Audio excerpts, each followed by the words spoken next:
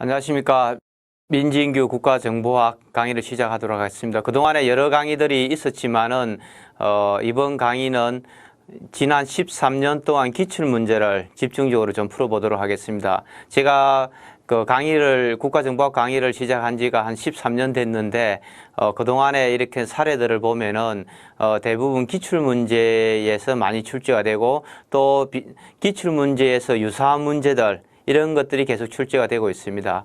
그렇게 해서 다른 다양한 문제들도 많지만은, 책에 수록된 문제들도 많지만 그런 문제들까지 전부 다 풀어보고 모든 걸 외운다는 것은 실질적으로 어렵기 때문에, 또 특히 시험도 지금 얼마 남지 않은 상황에서 모든 문제를 다 풀어보고 이해한 필요성까지는 없을 것 같고요.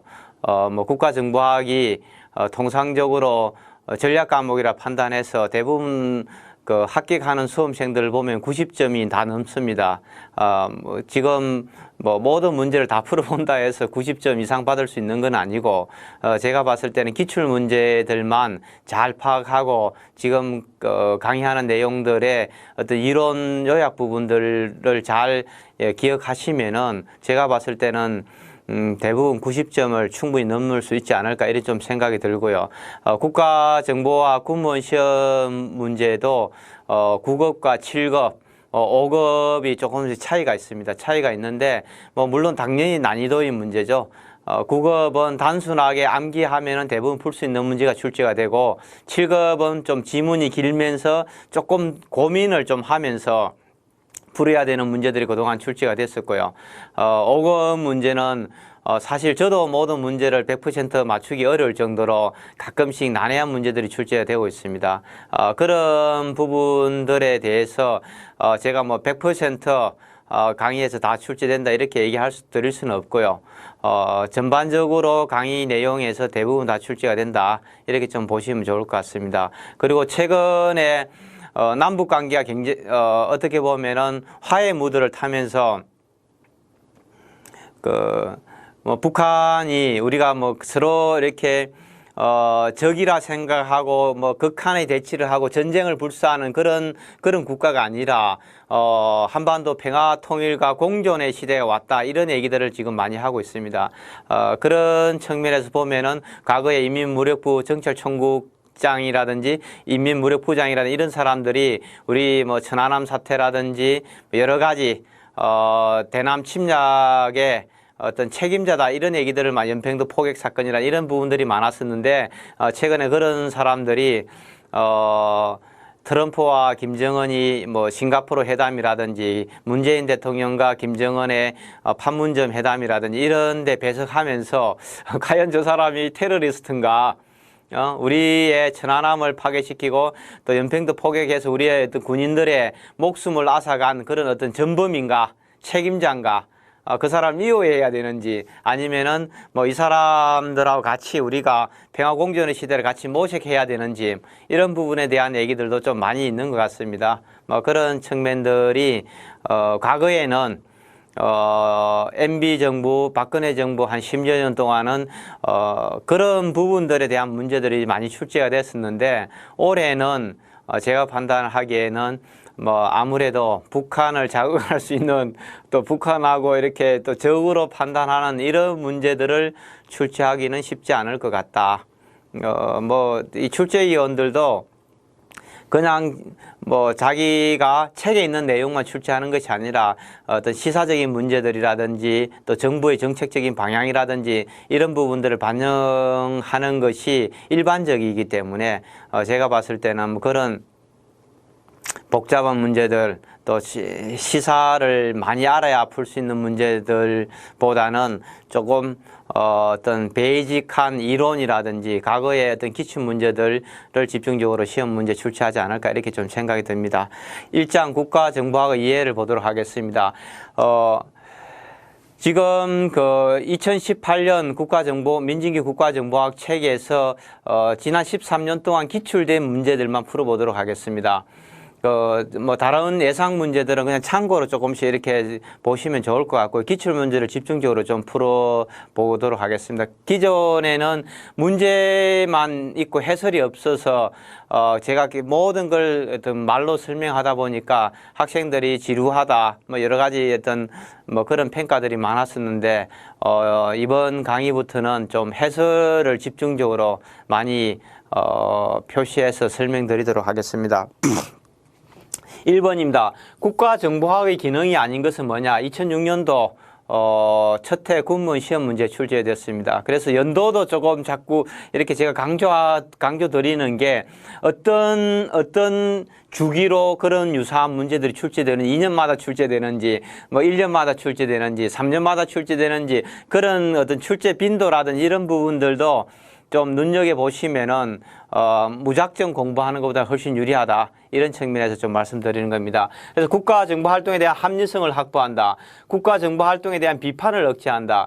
그래서 국가정보활동에 대한 비판을 억제한다. 뭐 잘하는 거 잘한다. 못하는 거 못한다. 이런 얘기를 하기 위해서 국가정보학을 연구하고 책을 쓴다는 겁니다.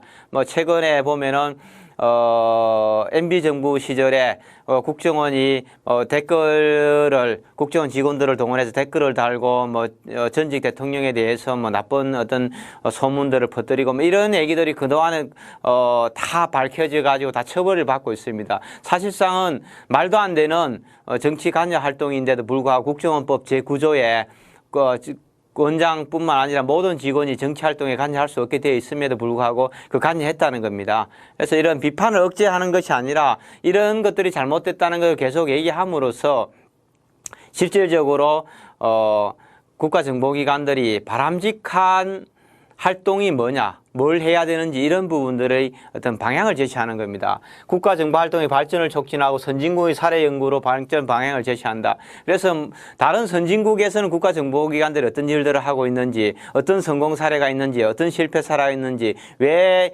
직원들이 정치적인 이슈에 개입되었는지, 어떤 처벌을 받았는지, 그래서 우리나라 정보기관들은 이런 처벌을 받지 않기 위해서는 어떻게 행동해야 되는지 이런 부분들입니다. 그래서 국가정보학이 그냥 단순하게 이론만 제시하는 것이 아니라 현실에 일어나고 있는 문제들을 집중적으로 다루면서 현실과 이론, 그다음 법률적인 체계, 제약 이런 부분들과의 차이점을 보는 연구해서 제시하는 그런 학문이라 볼 수 있을 것 같습니다. 그리고 국가정보학의 4가지 기능입니다. 국가정보기관의 활동을 좀 체계화한다는 거죠. 그냥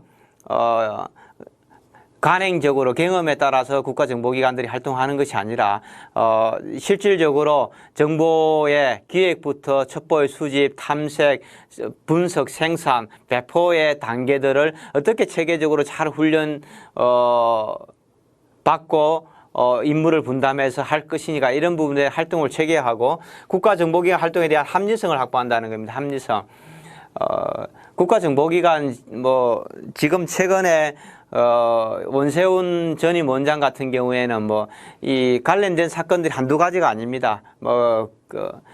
블랙리스트 사건부터 시작해 국정원 댓글 사건들 뭐 여러 가지 관련된 사건이 한두 가지가 정치적으로 연루된 사건이 한두 가지가 아닌데 그러면서 자기 관련된 직원들도 처벌을 받고 자기 부하 직원들도 처벌을 받고 막 이런 부분들이 너무 많은데 만일에 실질적으로 이 사람들이 제가 봤을 때 국가정보학의 기본적인 이론책만 한 번만 봤더라면은 이렇게 불미스러운 일에 직원들을 동원해서 처벌받도록 이렇게 하지는 않았을 거라는 겁니다. 국가정보기관이 어떻게 합리적으로 활동할 것인지, 예산을 어떻게 쓸 것인지, 뭐 국정원 특수활동비를 가져다가 뭐 대통령과 대통령 측근들에게 뭐 그냥 뇌물로 줬다, 뭐 뇌물이 아니다 이런 얘기 하니 어쨌든 돈을 갖다 줬다.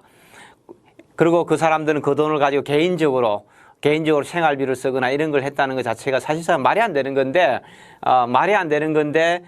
그런 일들을 뭐 스스럼 없이 했다는 거죠. 그래서 합리성을 확보한다는 측면이 있고요. 그 다음에 국가정보기관 활동에 대한 건전한 비판 기능입니다. 건전한 비판. 사실 뭐 우리나라 국정원이라든지 안기부라든지 옛날 중앙정보부 시설부터 이런 불미스러운 일에 끊임없이 개입됩니다. 어떻게 보면은 국가 안보가 아니라 정권 안보를 위해서 정보기관들이 활동하다 보니 끊임없이 이런 일들이 일어났는데, 반복적으로 일어났는데, 누구 하나 잘못됐다, 명확하게 왜 잘못됐는지, 어떻게 해야 되는지에 대한 얘기들을 안 했다는 거죠. 국가정보학이라는 이런 과목들이 나오면서 이런 부분들이 잘못됐고 이렇게 해서는 안 됩니다. 이렇게 국가자원을 효율적으로 이렇게 써야 됩니다. 예산들을 이렇게 써야 됩니다. 이런 얘기들을 지금 국가정보학이라는 책에서 하고 있다는 겁니다. 국가정보기관의 발전을 촉진한다는 거죠. 이게 국가정보기관을 다 해체하자 이런 얘기가 아니라, 잘못됐으니까 직원들 전부 다 해고하자 이런 얘기가 아니라는 겁니다. 어떻게 하면 국가정보기관이 잘 발전될 수 있는지, 이런 부분들에 대해서 국가정보학이 이론적인 이런 또 시험들, 이런 것들이 사실 학생들이 이런 시험 문제 치고 들어가면서 이런 강의를 들으면은 자기가 불법 행위에 상사가 지시를 하게 되면은 그걸 거절할 수 있어야 된다는 거죠. 이론은 책에서 배운 이론이고 현실에서는 시키니까 그냥 하겠다. 사이버 사령부가 북한하고 사이버 전쟁을 수행하는 그런 연구 활동하고 그런 활동들을 했어야 되는데, 국민들을 대상으로 여러 가지 댓글을 달고 그런 걸 했다. 사실 말이 안 되는 거죠. 말이 안 되는 거. 제가 봤을 때는 사이버 사령부에 들어갔던 직원들로 전부 다 국가정보학 책 읽어보고 다 공부하고 들어갔겠지만은 직원들도 많이 연루가 된 거죠. 불행하게도. 그래서 국가정보학의 4가지 기능에 대해서는 매년 시험 문제가 거의 좀 출제가 되고 있는 것 같습니다. 국가정보학의 특성에 대한 설명으로 맞지 않는 것은 뭐냐? 국정원 시험 문제입니다. 실용적인 학문이 아니다. 사실 경제학 같은 이라든지 경영학은 뜬구름 잡는 얘기들이 많습니다. 인플레이션이 어떻고 금리가 어떻고 이런 얘기하면 뜬구름 잡는 얘기들이 많은데, 물론 실용적인 학문이라고 자기들은 얘기합니다. 국가정보학만큼 실용적이지는 않습니다. 국가정보학은 조금 전에 얘기 드린 것처럼 그냥 현재 일어나고 있는 정보기관 직원들의 어떤 불미스러운 정치 관여 행위라든지 불법 행위라든지 이런 부분들을 연구해서 뭐가 잘못됐는지 이런 부분까지 직접 하는 가장 실용적인 학문이라 볼 수 있습니다.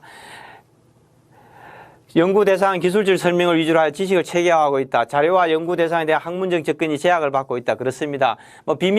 비밀로서 봉인해버리면은 누구도 볼 수가 없는 거죠. 학자들이 비밀 취급 인가를 받을 수가 있는 것도 아니고, 그러다 보니 그렇다 해서 내부 직원들이 이런 국가정보학의 이론이라든지 이런 체계를 연구해서 좋은 텍스트북을 만들 수 있는 것도 아니고, 저와 같은 이런 외부에 있는 학자들이 이런 연구들을 해서 제안해야 되는데, 비밀이라고 그러면 저도 비밀 취급 인가증이 없기 때문에 제가 볼 수가 없는 거죠. 볼 수가 없기 때문에 뭐가 잘못됐는지, 어디에서 잘못됐는지, 누가 책임을 져야 되는지 이런 부분들에 대해서 객관적이고 합리적인 판단을 내려줄 수가 없는 거죠. 그게 가장 큰 문제점들입니다.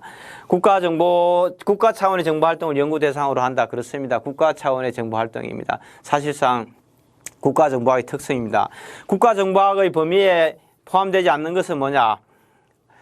정보의 수집, 비밀 공작, 방첩. 그래서 정보기관의 활동 영역이 도대체 뭔지를 알고 있느냐는 겁니다. 국가정보기관의 활동 영역은 크게 3가지입니다. 정보활동입니다. 정보활동. 정보의 기획, 첩보의 수집, 탐색, 분석, 생산, 배포랄 전 과정을 돌아가는 이 정보활동. 그 다음에 방첩활동입니다.